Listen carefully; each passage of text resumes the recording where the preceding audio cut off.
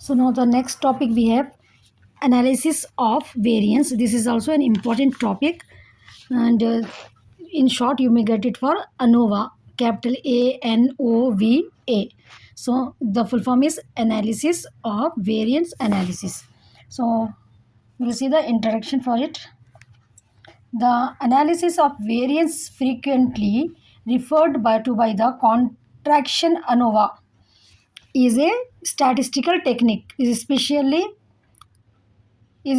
designed to test whether the means uh, test whether the means of more than two quantity population are equal.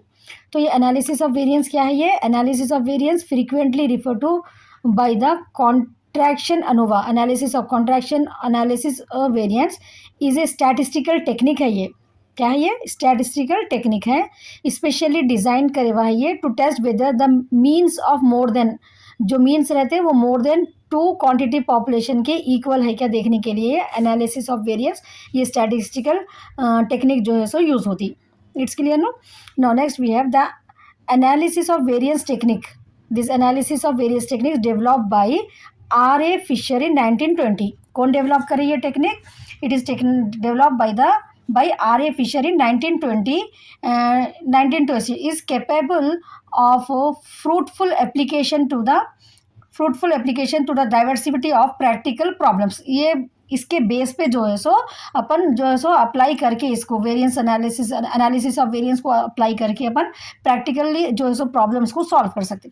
Basically it consist of classifying and cross classifying statistical result. इसमें क्या हो रहा था? Basically classifying and cross classifying of statistical result and testing weather the means of specified classification differ significantly.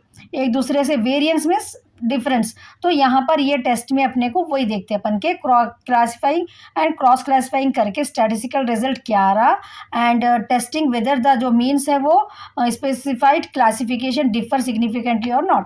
In this way it is determined whether the given classification is important in affecting the result. तो जो भी classification कर रहे हैं वो result के ऊपर affect हो रहा, ये जो है सो करने से अपने को बहुत इंपॉर्टेंट रहेगा.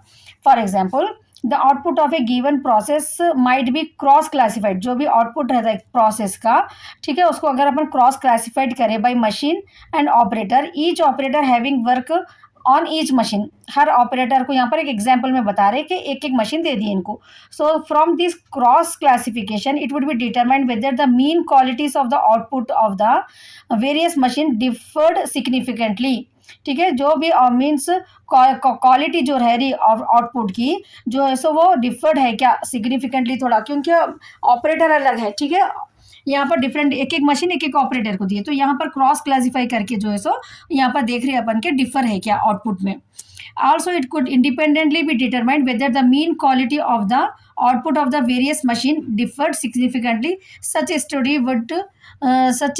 would determine.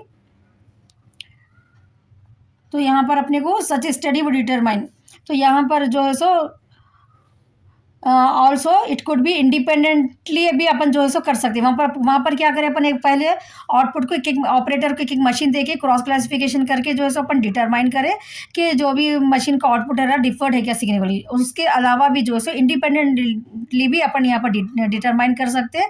ठीक है, क्वालिटी को जो है सो आउटपुट के वेरियस मशीन्स के different such study would determine. तो for example whether uniformity in quality of output, मतलब जो भी प्रोड्यूस हो रहा आउटपुट का यूनिफॉर्मिटी में सेम रहना, could be increase.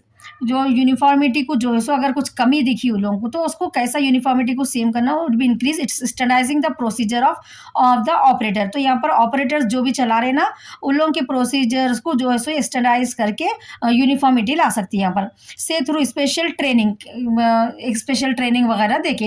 And similar whether it could be increase by standardising the machine से, या मशीन के स्टैंडर्ड को बढ़ाना है या ऑपरेटर के स्टैंडर्ड को बढ़ाना है, लेकिन आउटपुट जो है ना सबका सेम आने का रहता.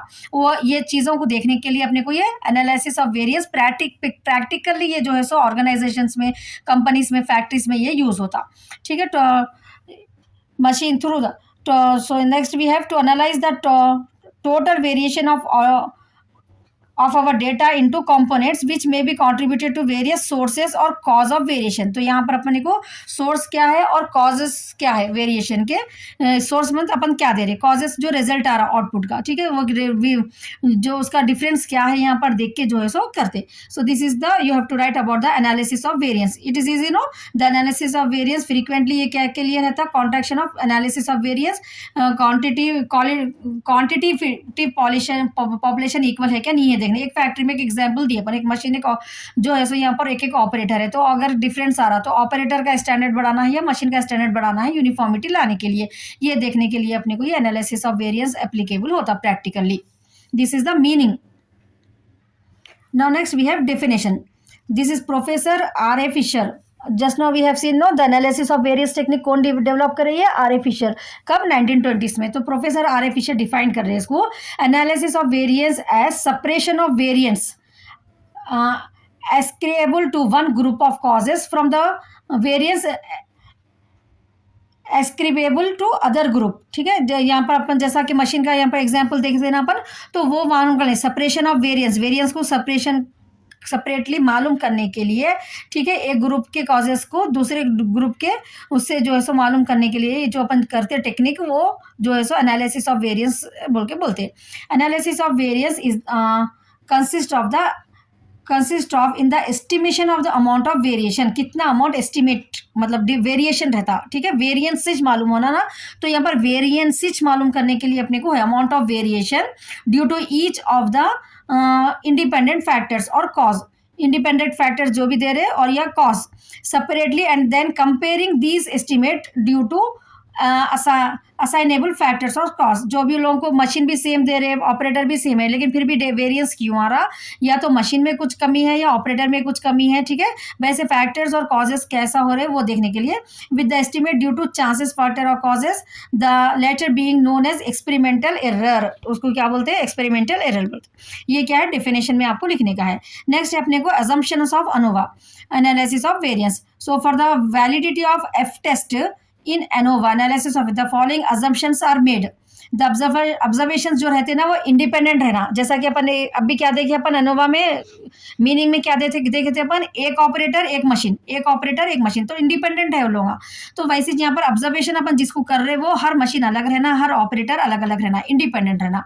The parent population from which the sample observation are taken is normal रहना, ठीक है, parent population from which sample ले रहे अपन, मतलब अब ऑपरेटर जो है सब 25 ईयर्स की एज के, एग्जाम्पल 25 to 40, ठीक है, थोड़े एक्सपेरिमेंटल रह रहे ना, ऐसा सब एवरेज रहना, वैसा सैंपल को अपन उसमें से देखना, maximum majority of the employees कैसे है अपने ऑर्गेनाइजेशन में, उसमें से सैंपल को अपने को निकालना है।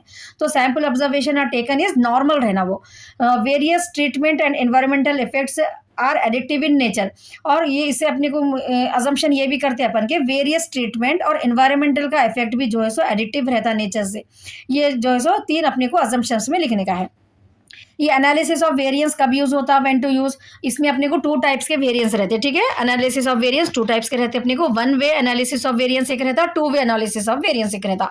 सो 1 वे एनालिसिस ऑफ वेरिएंस क्या है, you have more than 2 level of conditions रहते हैं यहाँ पर, कंडीशन जो रखते हैं ना अपन, वो कंडीशन जो है सो यहाँ पर 1 वे में 2 लेवल्स रहते हैं अगर, तो ऑफ ए सिंगल, ठीक है, you have more than 2 levels और कंडीशंस ऑफ ए सिंगल, तो अपने को 1 वे एनोवा यूज होता है। Example, studying effectiveness of 3 types of pain reliever, यहाँ पर 3 टाइप के पेन रिलीवर्स है, ठीक है, एस्पिरिन, टेलेनॉल एंड इबुप्रोफेन, तो ये 3 मेडिसिन अपने को पेन किलर का है। तो ऐसा जो स्टडी करते हैं अपन 1 वे एनोवा यूज होता है। यहाँ 2 वे एनोवा में क्या होता है, you have more than 1 factor, जो फैक्टर है वही अगर 2 रहना, ठीक है, मोर देन रहना, मोर देन 1 फैक्टर है तो अपने को 2 वे एनोवा। वहाँ पर क्या है, 1 वे में कंडीशंस है, 2 लेवल कंडीशंस है यहाँ पर क्या है अपने को फैक्टर्स है, मोर देन 1 फैक्टर है ना। Example, studying pain relief based on pain reliever and type of pain, pain reliever का एक अपन कंडीशन देख रहे हैं यहाँ पर, और फैक्टर ए में पेन रिलीवर को देख रहे हैं एस्पिरिन,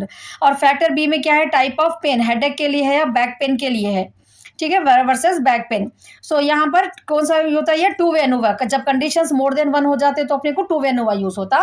जब you have more than 2 levels, अगर लेवल अगर ज्यादा हो गए, एक ही टैबलेट है यहाँ पर, स्टडिंग इफेक्टिवनेस, कौन सी टैबलेट अच्छा काम करती, खाली वहाँ पर जो है सो आपको जो है सो यहाँ पर कंडीशंस जो है सो यहाँ पर 3 है, ठीक है, 3 में से कोसा एक टैबलेट अच्छा काम करती, वो वन वे अगर ऐसा कंडीशन कुछ रहा तो अपने को वन वे एनोवा यूज़ होता। So now next topic we have differences between one way and two way classified of this ANOVA. So in one way ANOVA we have one way ANOVA is used when there is only one independent variable with several groups और levels और categories.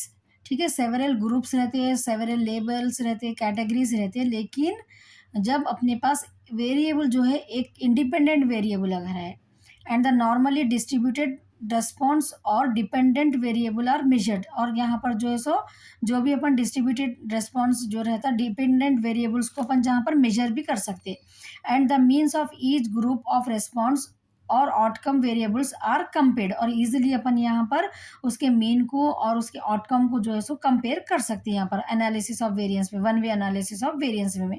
क्या है ये one way is used when there is only one independent variable with several groups और levels और categories and the normally distributed response, और dependent variable को measure कर सकते हैं अपन, और means of each group of response के और आउटकम वेरिएबल्स को भी यहाँ पर कंपेयर कर सकते हैं easily. Example of one way ANOVA consider two groups of variables, एक food habit of the sample people the independent variable with several levels as अब फूड हैबिट देखना है अपने को लोगों का, वन वे अनोवा कर रहे अपन, तो यहाँ पर क्या है फूड हैबिट जो है सो एक इंडिपेंडेंट वेरिएबल ले लिया अपन।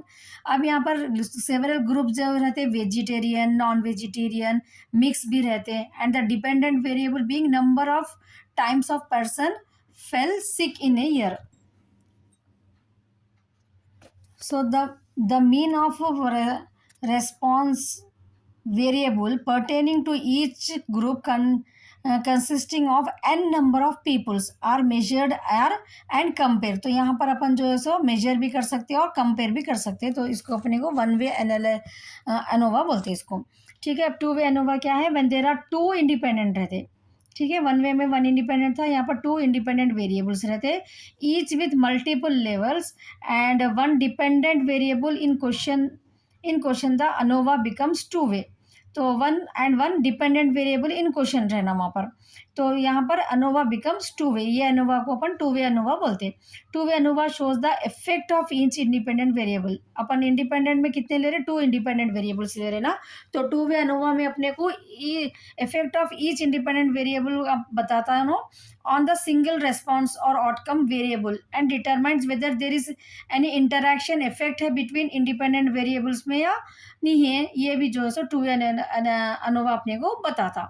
एग्जाम्पल क्या है देखिए, example of to way ANOVA, if in the above example of one way ANOVA we add another independent variable smoking status। वहाँ पर अपन क्या देखे थे, वन वे में अपन क्या देखे थे, फूड हैबिट देखे थे, एक इंडिपेंडेंट वेरिएबल लिए थे खाली फूड हैबिट। अगर अपन वहाँ पर और एक कंडीशन और एक इंडिपेंडेंट वेरिएबल ऐड कर रहे हैं अगर अपन उसमें, ठीक है, तो स्मोकिंग स्टेटस देखना है अगर अपने को, तो ये क्या हो जाता, टू वे अनोवा हो जाता to the existing independent variable को। Food habit and multiple levels of smoking status such as non smoke. अब इसमें भी क्या रहते हैं अपने को, मल्टीपल जो है सो स्मोकिंग स्टेटस के रहते हैं ना, नॉन स्मोकर, स्मोकर और one pack a day and smokers of more then one pack a day. एक कोई एक पैक लेते, कोई मोर देन वन पैक लेते, भी कंस्ट्रक्टेड है टू। तो ऐसे इसके लिए यहाँ पर जो है सो टू इंडिपेंडेंट वेरिएबल जहाँ पर भी रहते, you can write this example by your own also. ठीक है, एक बार सुन लिए तो आप आराम से लिख सकते हैं, वैसा जो है सो आंसर्स मैं आपको प्रेजेंट कर रही हूँ। ठीक है, the two way ANOVA is design for more intricate experiments के लिए टू वे अनोवा डिजाइन होता। It would allow you to assess two factors simultaneously, दो फैक्टर्स को साइमल्टेनियसली आप यहाँ पर जो है कंसिडर कर सकते हैं, सच एज ट्रीटमेंट और time. Additionally it is going to allow you to see if there is some kind of interaction भी है क्या उसमें देखने का रहता। ठीक है, जैसा कि फूड हैबिट एंड स्मोकिंग जो भी करते हैं, ठीक है, if they are taking this is non veg food then and doing smoking, उन लोगों के सिक होने के चांसेस ज़्यादा रहते हैं। तो वैसा यहाँ पर जो है सो उन लोगों का इंटरेक्शन भी जो है सो बताता ही है। If there is an interaction or not, it could then demonstrate that more in depth experiment। अगर interaction है या नहीं है वो देखने के बाद जो है सो और demonstrate करना पड़ता है इसको, depth experiment need to be performed। It's clear, no? So this is also an important topic. You may get it for short or long also. If long you get, you write do one way ANUVA, you will write one way ANUVA only, and that example two way ANUVA means two way ANUVA के बारे में लिख के आप इसका example जो है सो लिखना है आपको, शॉर्ट में अगर आया तो। अगर लॉन्ग में अगर आंसर आया तो ये पूरा टॉपिक जो है सो कवर करना है आपको. So all the best, and don't forget to subscribe my channel and watch another video also. I am covering an important topic in that also.